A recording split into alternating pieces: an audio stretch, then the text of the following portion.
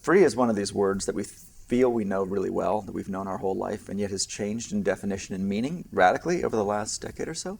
The economics of free in the 20th century and before were pretty simple. They're really, free wasn't really free. There's no such thing as a free lunch. You get what you pay for, et cetera. Free was largely a marketing trick because the underlying economics of stuff was that they cost. They cost something, and you got to pay those costs back pretty quickly. As we moved online, as we moved from the atoms economy to the bits economy, free changed its meaning, and free changed its economic model. And we didn't really focus on how dramatic that change was, but basically the atoms economy, i.e. stuff, is inflationary. Things get more expensive over time. And the bits economy, this is software, digital stuff, is a deflationary economy. Things get cheaper over time. The consequence is that free has gone from, free, in quotes, in the atoms model to really free in the digital model, because the marginal cost of digital products is close to zero and falling by 50% every year. That sort of shift from free as a trick to free as an economic model is largely driving pretty much everything we see online. The internet is a country-sized economy based on free. Google doesn't show up in your credit card bill. Most products and services you experience online are free.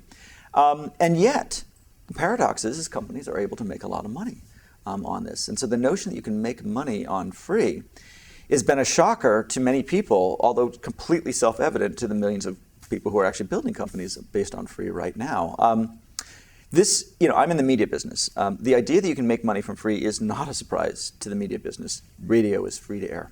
Television is free. Our websites are free. We make money from advertising. A third party subsidizes the product so that a first party, or second party, I guess, the audience, gets it for free. Not hard to make money on free. Slightly hard in this particular climate, but in general, that model's been working very well for hundreds of years and will continue to work well.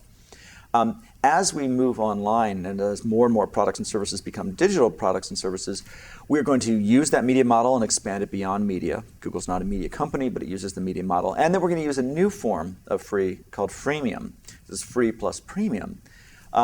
To build new business models built on free, where you use the majority of the audience gets the free product, because free is the best marketing, and a minority who's really, really into the product and prepared to pay a lot for it, chooses to buy a superior form, the premium form, for some price. So the idea of give 90% of your product away for free and charge 10%, and charge for the 10% only works if the marginal cost of the product is close to zero.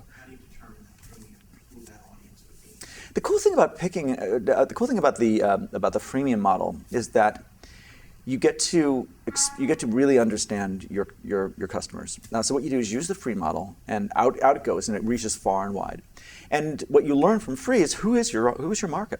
Who are these people? What do they want? What are the usage patterns? As you watch them use the product, you start to see them differentiate. There's casual users, there's heavy users, there's short-term users, there's long-term users, there's users who care about certain features, there's users who don't care about those features, there's sophisticated and unsophisticated, etc. Once your audience starts to differentiate in the basis of the usage patterns, then you know where to invest for your premium version. It's like, oh, okay, so we have 90% of the users use it, less than a minute a day, and then we have 10% who use it like 3 hours a day. So let's make a product for those power users, and they've already self-identified through the usage behavior. They've already sort of shown what they want. You can sort of ask them even more what else they'd want. And their loyalty to the product is self-evident. At that point, since time is more valuable than money, the time they've invested in the product is worth more to them than the money they would have to pay for the product. And if you can make the product better for the time they invest in it, more productive, more features, maybe save them some time by doing some things easier, they'll happily pay for that.